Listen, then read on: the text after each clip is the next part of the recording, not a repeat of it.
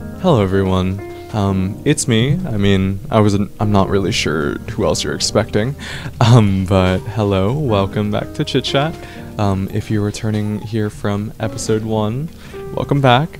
If you're returning here from a future episode, you little time traveler, welcome back as well.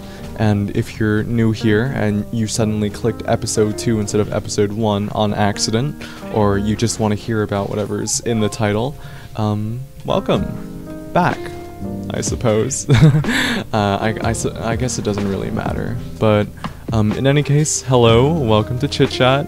It's still me, being shit at this game and talking about whatever's on my mind. I was doing a little pondering, because in full actuality, this is kind of, this is still new and fresh to me, and I've done a few failed takes already, and I realized that while in episode 1 I had the excuse of explaining what was going on, I actually needed to use my fucking brain. Isn't that wild?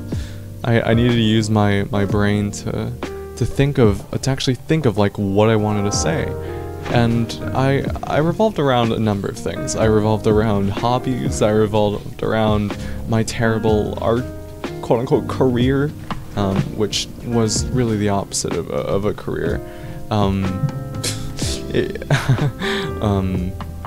Like, I'm talking middle school.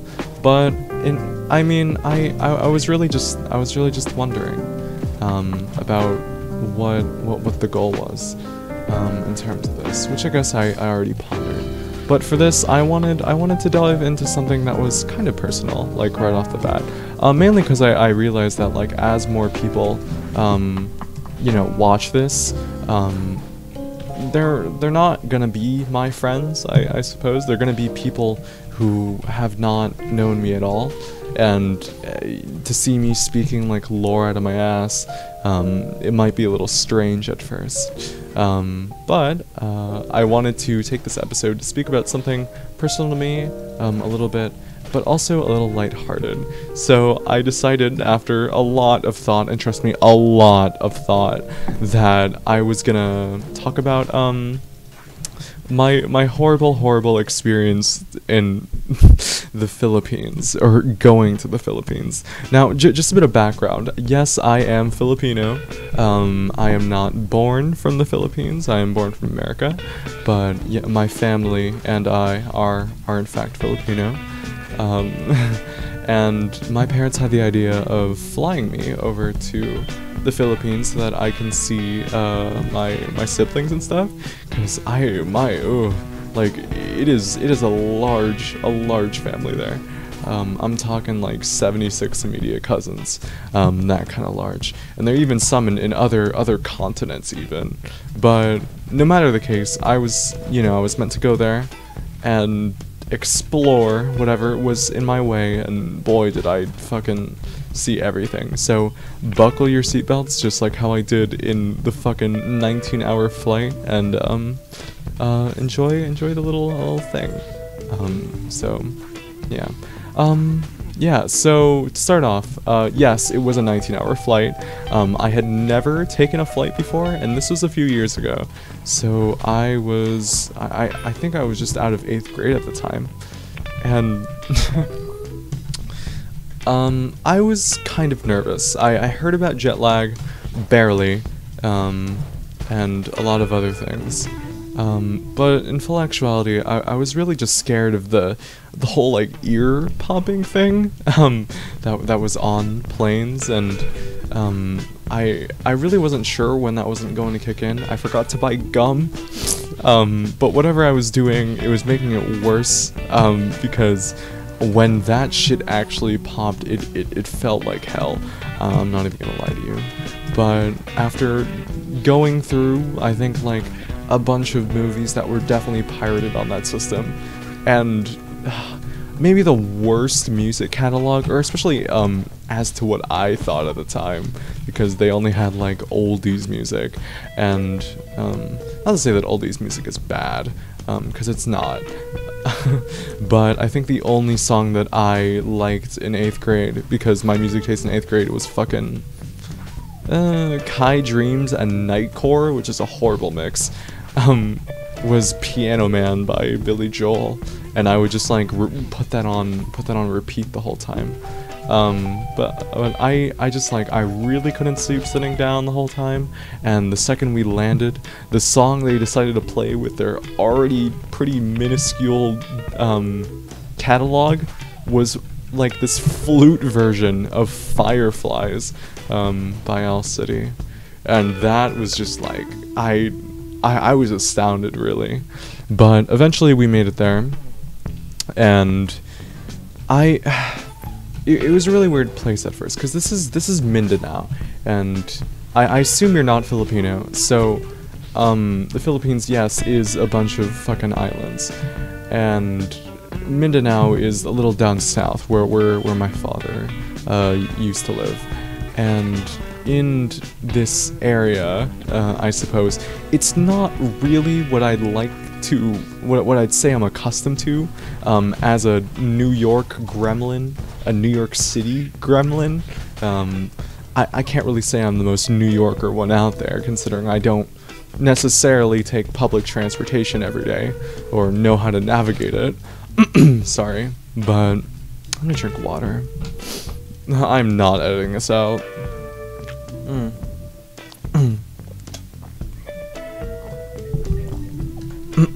But it was definitely far from what even I was used to, being home alone and playing on my iPad. I'm talking no sidewalks. This was just road full on for the whole area, and there would be like these police stations that would be like copy pasted everywhere. Like it was wild, and the cost of everything was so much cheaper. You can get like a burger, spaghetti, and maybe a drink for like $2.50 when you convert to like Philippine to US money, and that was like, oh my fucking god. The actual normal prices, or prices that I thought were normal for US currency, were apparently people trying to scam me because they assumed that I was a foreigner, which, I mean, they were right, but also like, damn, like a bag of chips for $4, I mean, or like a big bag of chips for $4, I mean, that's just like the convenience store. You just go to the deli and, you know, they raise the prices again because of inflation. But I mean, even then, with that must have been like their fucking payday, like as if they got like a raise all of a sudden, because $4, 200 pesos, I mean, that, like, oh my god, that exchange rate is like huge. But the food there was like surprisingly great.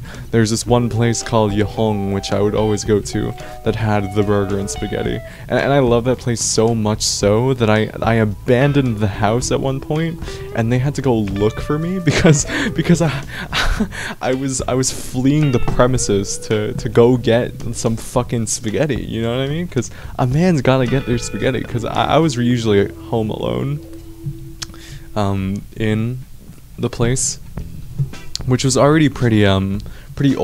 Like, you had to shower using a bucket and things like that, and that was horrible to get used to. But I'm as much as I can appreciate the older cultures, I mean, when I saw a shower in a legal, that was honestly one of the, oh my god, that was honestly one of the greatest showers I have ever had, truth be told. But yeah, other than that, the experience there was pretty much normal. I was there with a cousin. I did meet my sister, and I won't really get into the personal things of that, at least not until another episode, if I end up feeling like it. She was really sweet, as well as the other people there, aside from the fucking 2-year-old kid. Oh my god. She didn't know how to do anything aside from annoy me. It was like actually like astounding, like how convenient she was in ruining my day consistently. She'd know how to unplug the Wi-Fi router, she'd know how to turn off my computer, but she wouldn't know how to, like, you know, respond, I guess. Well, I guess it's just the literary department, but it was so funny having to get used to that. But yeah. I could honestly talk about my experiences all day, but just so that this video doesn't take too long to export, and I mean, you guys are probably eating or something and having this in the background anyway, so I might as well keep it short. I will end this with the one final anecdote of basketball out of all things. Now, I've never been the biggest basketball player. Obviously, in 8th grade, I was tall for Philippine standards, which is not very high, admittedly.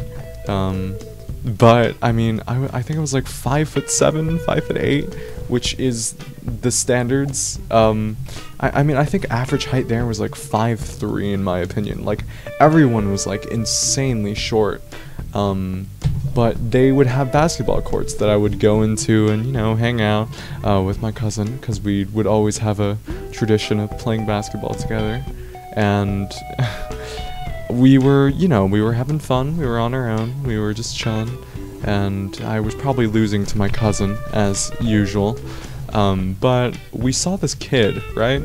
And just this Filipino kid, he has this jersey on, not really of an American team, which, I mean, there would be a lot of American merchandise in the Philippines, admittedly, but it was just like, this jersey to a team I wouldn't know. We probably thought it was his, and he went on the court, and he went to us, and he didn't really say anything, but he was kind of like, you know, pantomiming to my cousin, something along the lines of like, hey, can I like join in or something? And obviously, like, you know, we're chill. I mean, if some like young kid wants to like play with us, I mean, I don't care. I mean, we kind of look the same age from what I saw, in terms of me and the kid. But we welcomed him, and he didn't want to just play with us, you see. He wanted to 1v1 one of us, and my cousin, he probably pussied out, I'm not gonna lie to you, but he was kind of against it, using the excuse that he was tired, which this motherfucker is never tired. So I knew he was lying, even back then in 8th grade. But I, on the other hand, I didn't want to be rude and be like, oh yeah, I'm tired too, after shooting the most miserable three-pointer in my life. So I went up and I was like, oh yeah, sure, I'll do it. I mean, that sounds fun. I got nothing better to do. And so we began the 1v1, and needless to say, I started out okay, but I there's no going around it. I got my ass beat. I got it handed to me. I got like, there's no other words that I can really describe it. I think I scored, one one shot, so like 2 points, and compared to his like 12, 14, 16 or whatever the score was, and that was pathetic. And my cousin, like, he lost all hope in me. Like, if he thought I was ass at basketball then, like, he just like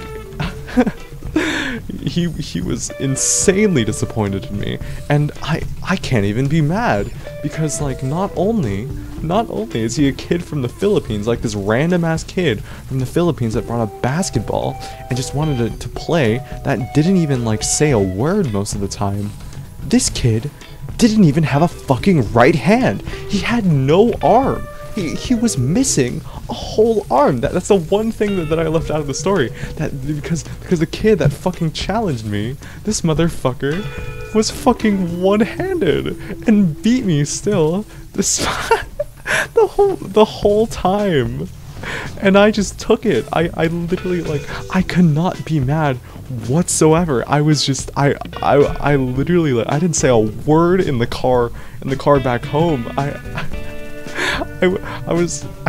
just kind of took it. I was just so disappointed in myself, and I just oh my god, that had to be one of the most miserable experiences that I've ever fucking had in the Philippines. So if I ever see that kid again, which, let's be honest, I never will. God damn, I challenged that motherfucker to a rematch. But to everyone else who was watching this and saw me horribly, win that, boss fight, have a good night. Or, wait, no, have a lovely night. Okay, goodbye. Bye-bye.